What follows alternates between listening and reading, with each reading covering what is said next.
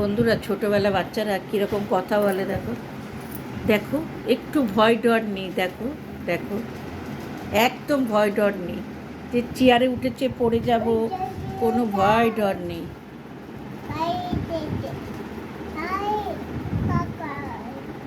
শুনলে কথা?